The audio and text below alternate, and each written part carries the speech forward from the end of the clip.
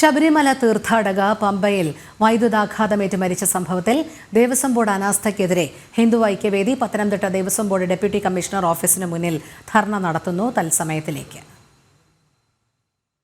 കാനനവാസന്റെ കീർത്തി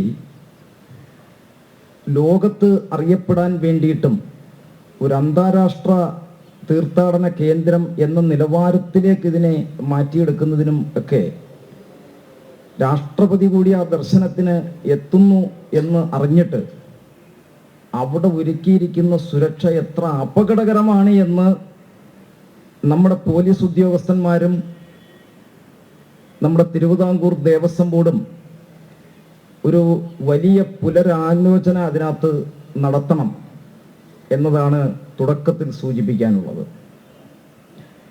പല ദുരന്തങ്ങളും ശബരിമലയുമായിട്ട് കാലാകാലങ്ങളായിട്ട് നാം കേട്ടുകൊണ്ടിരിക്കുകയാണ്. കഴിഞ്ഞ വർഷത്തിന്റെ അങ്ങേ വർഷം ഒരു കുഞ്ഞു മാളികപ്പുറം അവിടുത്തെ ദർശനത്തിന് ഒരുക്കേണ്ടുന്ന സുരക്ഷ വേണ്ടവണ്ണം ഒരുക്കാതെ ആ തിക്കിലും തിരക്കിലും പെട്ട് ശ്വാസം മുട്ടി മരണപ്പെട്ടു. അതും ശബരിമല തീർത്ഥാടനത്തിന്റെ കേന്ദ്രത്തിൽ തന്നെ. അതിനു മുമ്പ് മകരവിളക്ക് സമയത്ത് പുല്ലുമേടില് ഒരു വലിയ ദുരന്തമുണ്ടായി. നിരവധി അയ്യപ്പ ഭക്തർക്ക് പരിക്കേറ്റു, നിരവധി പേര് മരണപ്പെട്ടു. അന്യ സംസ്ഥാനത്ത് നിന്ന് ഭാരതത്തിന്റെ വിവിധ ഭാഗങ്ങളിൽ നിന്ന് ദർശനത്തിനെത്തുന്നവരാണ് അവരെല്ലാം. അവരുടെ ഒരു ജീവിത സൗഭാഗ്യമാണ് അയ്യപ്പനെ ഒന്ന് കാണുക എന്നുള്ളത്.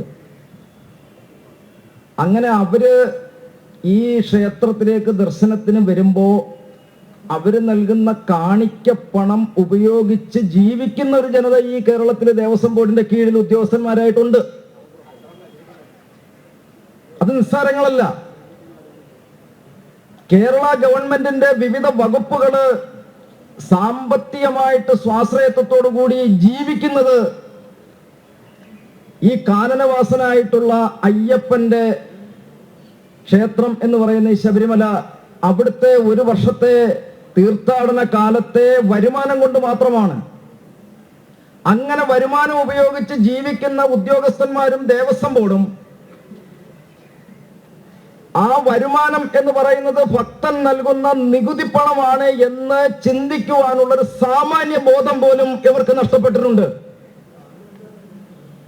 ആ സാമാന്യ ബോധം നഷ്ടപ്പെട്ടതുകൊണ്ടാണ് ഒരു പുനരാലോചന നിരന്തരം ഇങ്ങനെ ദുരന്തങ്ങൾ നടക്കുന്ന ശബരിമലയില് അവർ പരിശോധിക്കാൻ തയ്യാറാകാത്തത്. ശബരിമല ക്ഷേത്രത്തിന്റെ തകർച്ചയാണ് ഈ ഗവൺമെന്റും ഉദ്യോഗസ്ഥന്മാരും ദേവസ്വം ബോർഡും ലക്ഷ്യം വെക്കുന്നത് എന്നുണ്ടെങ്കിൽ ഭക്തജനങ്ങൾക്ക് പ്രതിഷേധിക്കുവാനുള്ള അവസരമുണ്ട്, അവകാശമുണ്ട്. ഇന്നേ വരെ ഈ തരത്തില് ദുരന്തങ്ങളുണ്ടായി അയ്യപ്പന്മാരുടെ ജീവന് സുരക്ഷ ഒരുക്കാൻ, സുരക്ഷിതത്വം നൽകാൻ ഗവൺമെന്റും അതുപോലെ തന്നെ ദേവസ്വം ബോർഡും തയ്യാറാകാത്തത് അവർ പുനർവിചിന്തനത്തിന് തയ്യാറാകണം. കാരണം പണമില്ലാത്ത ഒരു ക്ഷേത്രമല്ല, പണമില്ലാത്ത ദൈവമല്ല അയ്യപ്പൻ. അയ്യപ്പന് നൽകുന്ന പണമെന്ന് പറയുന്നത് അയ്യപ്പന്റെ ഭക്തന്മാർക്ക് സുരക്ഷ ഒരുക്കാൻ വേണ്ടിയിട്ടാണ്. ആ ജോലി ചെയ്യുന്നതിന് നിങ്ങൾക്ക് അതിനകത്ത് നിന്ന് പണമെടുക്കാം, നിങ്ങൾക്കത് ശമ്പളം എടുക്കാം. പോലീസ് ഡിപ്പാർട്ട്മെന്റ് ആകട്ടെ, വൈദ്യുതി ഡിപ്പാർട്ട്മെന്റ് ആകട്ടെ, ജലസേചന സൗകര്യങ്ങളാകട്ടെ, ഹെൽത്ത് ഡിപ്പാർട്ട്മെന്റ് ആകട്ടെ, ശുചീകരണ പ്രവർത്തനങ്ങളാകട്ടെ, അങ്ങനെ മുഴുവൻ സംവിധാനങ്ങളും അയ്യപ്പന്റെ തീർത്ഥാടന കേന്ദ്രത്തെ മനോഹരമാക്കാനും സുരക്ഷ ഒരുക്കുവാനും വേണ്ടിയിട്ട് അയ്യപ്പന്റെ സ്വത്തിൽ നിന്ന് നിങ്ങൾ പണമെടുക്കുമ്പോൾ നിങ്ങൾക്ക് തിരിച്ച് അയ്യപ്പന്മാരോട് നൽകാൻ നിങ്ങൾ ശബരിമല അയ്യപ്പനോട് നിങ്ങൾ ഒരു കൂറും പുലർത്തണ്ട. നിങ്ങൾക്കതിനകത്ത് വെറുപ്പുണ്ട് എന്നുണ്ടെങ്കിൽ അയ്യപ്പനോട് നിങ്ങൾ പ്രതിഷേധിച്ചോളൂ. പക്ഷേ അയ്യപ്പനെ കാണാൻ വരുന്ന ഭക്തജനങ്ങൾക്ക് സുരക്ഷ ഒരുക്കാൻ കഴിയുന്നില്ല എന്നുണ്ടെങ്കിൽ ഈ ബോർഡ് പിരിച്ചുവിടണം. ഈ ബോർഡ് വേറെ എന്തെങ്കിലും പണി നോക്കണം. അതാണ് പറയുവാനുള്ളത്. ഭരതമ്മ എന്ന് പറയുന്ന തെലുങ്കാന സ്വദേശി മാളികപ്പുറമായിട്ട് മാലയിട്ട് മാളികപ്പുറമായിട്ട് ശബരിമലയിൽ അയ്യപ്പനെ ദർശിച്ചിട്ട് തിരിച്ചു പോകുമ്പോ ഒരു തുള്ളി ദാഹജലത്തിന് വേണ്ടിയിട്ട് ആ കിയോസ്കിൽ നിന്ന് വെള്ളമെടുക്കുമ്പോ വൈദ്യുതാഘാതമേറ്റ് മരണപ്പെട്ടു എന്ന് പറഞ്ഞാൽ എത്ര ലജ്ജാകരമാണ്. അവിടുത്തെ സുരക്ഷ താളം തെറ്റിയിരിക്കുന്നു. അത്ഭുതപ്പെടേണ്ടിയിരിക്കുന്നത്, ഭയപ്പെടേണ്ടിയിരിക്കുന്നത് രാഷ്ട്രത്തിന്റെ പ്രധാന പ്രസിഡന്റ്, പ്രഥമ വനിത അയ്യപ്പനെ കാണാൻ വേണ്ടിയിട്ട് മുഹൂർത്തം നിശ്ചയിച്ച് വരാനിരിക്കുമ്പോഴാണ്, ആ മുഹൂർത്തത്തിലാണ് ഇത് സംഭവിച്ചിരിക്കുന്നത് എന്ന് പറയുമ്പോൾ ഈ രാഷ്ട്രത്തിന്റെ പ്രഥമ വനിതയ്ക്ക് നൽകുന്ന സുരക്ഷയ്ക്കൊപ്പമല്ലേ മാളികപ്പുറത്തിന്റെയും സുരക്ഷ? ആ വനിതയും ഇവിടെ വരുമ്പോ, മാലയിട്ട് വരുമ്പോ അവരെയും അയ്യപ്പന്റെ മുന്നിൽ പ്രസിഡന്റ് എന്നുള്ളത് നമ്മൾ പറയുന്നതാണ്. അയ്യപ്പന്റെ മുന്നിൽ അവരും മാളികപ്പുറമാണ്.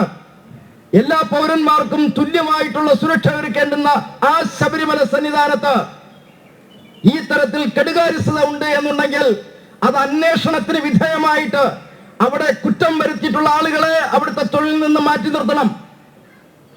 അത് വ്യക്തമായിട്ടുള്ള അന്വേഷണം നടത്താൻ ദേവസ്വം ബോർഡ് തയ്യാറാകണം. ഇതെങ്ങും ചോദിക്കാതെ അയ്യപ്പന്റെ ഭണ്ഡാരത്തിൽ പൈസ ഇടാൻ വിധിക്കപ്പെട്ട ആളുകളല്ല ഇവിടുത്തെ ഹിന്ദു ഭക്തന്മാർ. അവർ പ്രതികരിക്കാൻ ഇനി തയ്യാറായിട്ടുണ്ട്. ഹിന്ദു ഐക്യവേദിയെ പോലെയുള്ള ധാർമ്മിക പ്രസ്ഥാനങ്ങൾ ഇത്തരത്തിലുള്ള പ്രതികരണങ്ങളിലേക്ക് കടന്നു വരുന്നത് ആ ശബരിമലയുടെ സുരക്ഷ ഒരുക്കുന്നതിന് വേണ്ടിയിട്ടാണ്, ആ ശബരിമലയെ സംരക്ഷിക്കുവാൻ വേണ്ടിയിട്ടാണ്. ഇവിടുത്തെ മന്ത്രാലയങ്ങൾ, ദേവസ്വം ബോർഡ് ഉൾപ്പെടെയുള്ള ഇവിടുത്തെ കേരളം ഭരിക്കുന്ന ഗവൺമെന്റ് ഇതിൽ പരാജയപ്പെട്ടിരിക്കുന്നു, പൂർണ്ണമായിട്ടും പരാജയപ്പെട്ടിരിക്കുന്നു.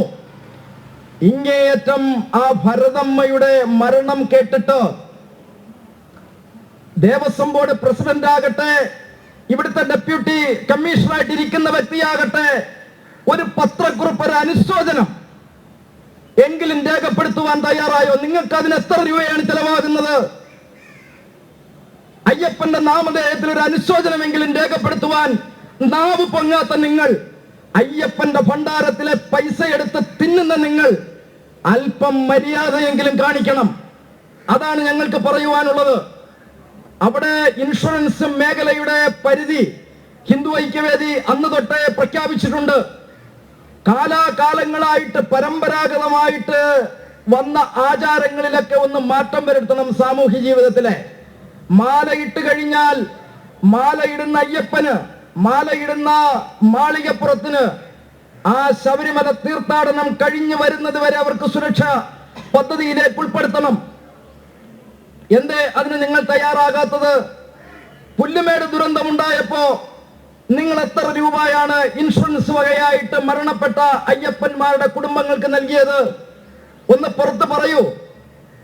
പറയണം. നിങ്ങൾ പറയാൻ കഴിയാത്ത നിങ്ങൾക്ക് നാണവും മാനവും ഉണ്ടോ എന്നാണ് ഞങ്ങൾക്ക് ചോദിക്കുവാനുള്ളത്.